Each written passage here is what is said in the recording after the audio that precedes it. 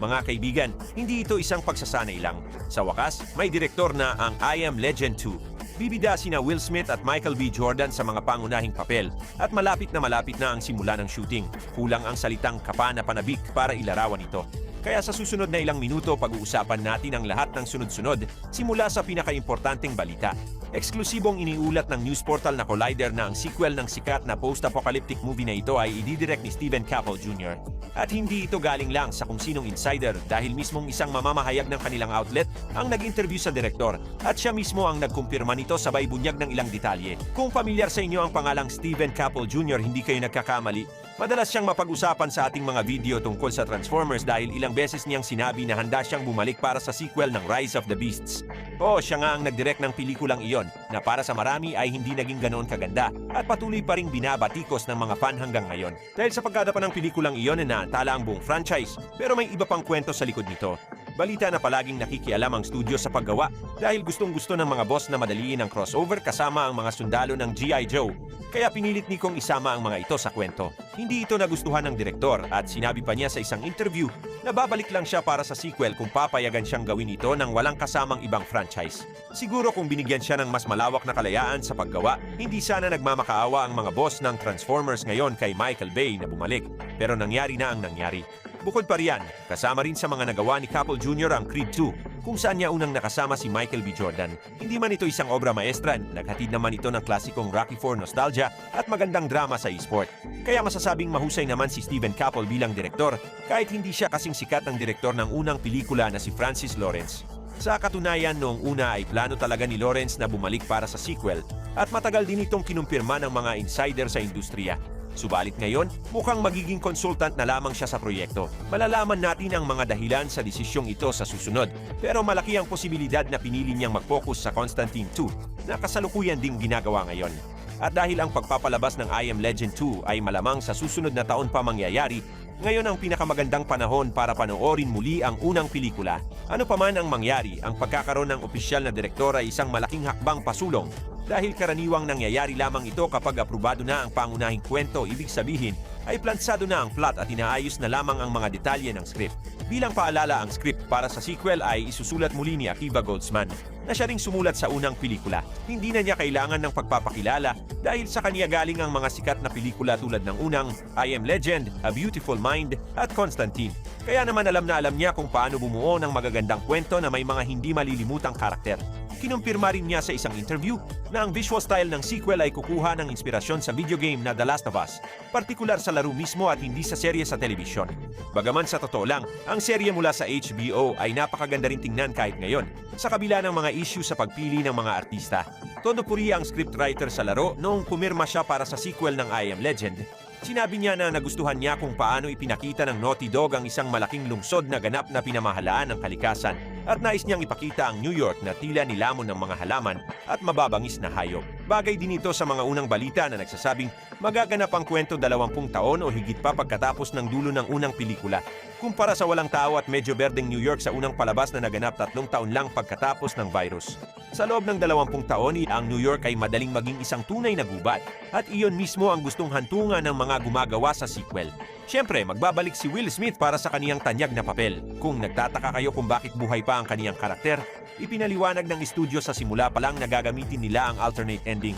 Ang bersyong ito ay lumabas lang noong inilabas ang pelikula sa digital, kaya maraming tao ang hindi nakakaalam na meron palang ganoon.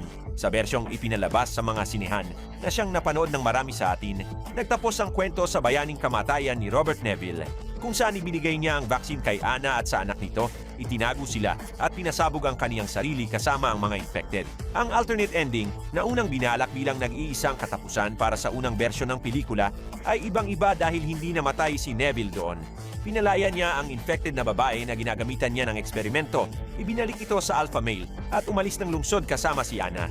Ang pagtatapos na ito ay nagpakita na ang mga infected ay may isip at bumubuo ng mga ugnayan sa lipunan na nangangahulugang hindi sila ang mga walang utak na halimaw na iniisip ng marami. Ang direksyong ito ay mas nagedepensang tapat sa orihinal na nobela, ngunit tulad ng laging nangyayari, nakialam ang mga makapangyarihang boss ng studio.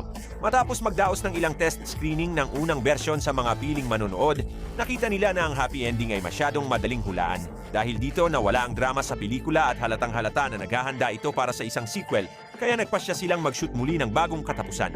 Ang nakakatuwa ngayon, ang mismong alternate ending na iyon ang itinuturing na opisyal na kanon. Ang pagpapaliwanag nito sa karamihan ng mga manonood na walang kaalam-alam sa alternate ending ay magiging isang malaking hamon. Maaaring dahil sa malaking paglukso ng panahon, hindi na ito masyadong bibigyan ng pansin ng mga screenwriter. Para maiwasan ang kalituhan, maaaring ipalabas muli ng studio ang tamang bersyon ng unang pelikula sa mga sinehan. Sa kasikatan at ganda ng pelikulang ito, tiyak na maraming fan ang manonood muli at baka isama pa nila ang kanilang mga anak. Tutal ay nakalipas na ang 20 taon. Sa internet naman mainit ang usapan kung makakasama ba sa proyekto ang paglahok ni Smith. Pagkatapos ng kontrobersyal na sampal sa Academy Awards, maraming studio ang naging maingat sa pakikipagtulungan sa kaniya. Ngunit sa I Am Legend ay walang ganoong issue at handa ang lahat na makita siyang muli sa screen. Kasama ni Will Smith, tulad ng nabanggit na natin, si Michael B. Jordan, na nakakuha ng malaking pansin sa industriya ngayong taon dahil sa kaniyang pelikulang Sinners sa Academy Awards. Noong una may alingaw-ngaw na gaganap siya bilang anak ni Robert Neville na nakatira sa isang komunidad ng mga tao na siyang dahilan ng 20 taon na paglukso ng kwento. Subalit ayon sa pinakabagong balita, ibang karakter ang gagampanan ni Jordan. Siya ang mamumuno sa isang bagong komunidad sa Connecticut. Dahil dito, unti-unti nang nakikita ang direksyon ng kwento at sinabi ng scriptwriter na si Akiva Goldsman na kukuha pa rin sila ng inspirasyon sa nobela ni Richard Matheson. Kahit walang isinulat na pangalawang nobela ang may akda, ang ideya na ang tao ay hindi na ang pinakamalakas na nilalang sa mundo ay hindi paganap na naipakikita sa sine. At ang dahilan ay ang maling pagtatapos sa mga sinehan na hindi nakuha ang tunay na mensahe ng libro. Ang I Am Legend ay hindi lamang simpleng kwento ng pag-survive ng isang tao sa New York. Kahit napakagandang basahin nito, ang tunay na kahulugan ay nasa dulo ng nobela na siyang nagpapaliwanag sa pamagat nito at nagpapabago sa pananaw ng buong kwento. Ang katapusan sa sinehan kung saan namatay si Robert Neville ay tuluyang nawalan ng ugnayan sa mensaheng ito. Sa kabilang banda, ang alternate ending na opisyal na ngayon ay mas naging malapit sa libro. Ngunit konti lamang dahil ang mga infected sa screen ay malayo pa rin sa antas ng pagunlad na inilarawan sa orihinal na gawa. Sa nobela, sila ay nakakapagsalita ng maayos, may maayos na buhay sa gabi, at nagtatangkap ang akitin si Neville, na sa katunayan ay mahilig uminom ng alak at malayo sa pagiging isang henyong virologist. Sa ngayon, ayon sa mga pinakabagong balita na lumalabas, ang direksyon ng sequel ay magiging katulad ng pelikulang Snake Land. Pagkatapos ng 2 dekada, ang mga infected ay magbabago upang bumuo ng sarili nilang komunidad. Maaaring simple ngunit may malinaw na mga panuntunan at batas. Dahil kakaunti na lamang ang tao, ang pangunahing tanong ay kung may saysay pa bang maghanap ng gamot para sa virus. Kung ang karamihan sa mundo ngayon ay binubuo ng mga nilalang na gising sa gabi, bakit pa nila nais na baguhin ito? Ang kwento ay magpapatuloy pa rin sa New York at sa mga karatig lugar nito. Ang estado ng Connecticut kung saan mamumuno ang karakter ni Jordan ay may 2 oras na biyahe lamang mula sa Big Apple. Sa unang pelikula, ang ligtas na lugar kung saan papunta sina Anna at ang anak nito ay nasa Vermont. Malapit din ito sa New York at ang biyahe ay tumatagal ng mga 6 na oras. Bukod dito, kung maaalala natin ang mga sinabi ni Akiva Goldsman tungkol sa The Last of Us, tinutukoy niya partikular ang paggawa ng New York na ganap na napuno ng mga halaman. Kaya naman tiyak na ang kwento ay hindi lilipat sa ibang lugar na may magandang dahilan sa loob ng pelikula. Sa unang bahagi, ipinaliwanag ni Neville na hindi niya maiwan ang lungsod dahil ito ang sentro ng epidemya, ang tanging lugar kung saan maaari niyang subukan ang vaccine ng maayos. Kahit nakarating sina Robert at Anna sa Vermont, malamang ay kailangan nilang bumalik. Ang Connecticut ay madadaanan sa kanilang pagbabalik na siyang magiging daan para makatagpo ang karakter ni Jordan at dahil madalas siyang bida at hindi kontrabida sa mga pelikula, tiyak na magtutulungan sila sa paglalakbay. Ang mga dahilan ng kanilang pagbabalik sa sentro ng sakit ay ipauubayan natin sa scriptwriter. Maging ito man ay para sa malawakang gamot o para sa mas personal na layunin. Ano man ang mangyari, ang I Am Legend 2 ay magbibigay ng mas malalim na pansin sa mga tema ng orihinal na nobela. At sino ang nakakaalam, baka sa pagkakataong ito ay makuha na natin ang tamang katapusan, kung saan mapagtatanto ni Robert Neville na siya ang tunay na halimaw para sa bagong lipunang ito. Tungkol naman sa petsa ng pagpapalabas, sa ngayon ay maaari lamang tayong manghula. Dahil alam na natin ang mga pangunahing tao sa likod ng kamera at ang mga aktor, hindi na magtatagal ang pagsisimula ng shooting. Kahit may paunang draft na si Akiva Goldsman, kakailanganin ng hindi bababa sa 6 na buwan para sa pag-aayos, mga puna at pagpapahusay sa script, habang ang direktor naman ay naghahanap ng mga lokasyon at nagpaplano ng mga yugto ng trabaho. Pagkatapos nito, magbibigay ng opisyal na hudyat ang studio at magsisimula na ang pag-aayos ng mga schedule ng lahat ng kasali. Sa pinakamagandang sitwasyon, maaaring magsimula ang shooting sa dulo ng susunod na taon. Kung ganoon, kakailanganin ng 1 pang taon para sa post-production dahil ang pelikula ay binalak bilang isang malaking post-apocalyptic blockbuster. Kailangan ng sapat na oras para matapos ang mga visual effect habang kasabay nito ay sisimulan ang pag-promote ng pelikula. Sa ilalim ng magagandang kondisyong ito, ang I Am Legend 2 ay maaaring ipalabas sa mga sinehan sa dulo ng 2028. Ngunit bihirang mangyari na walang nagiging problema sa paggawa ng pelikula, kaya ang mas makatotohanang tansya ay sa 2030.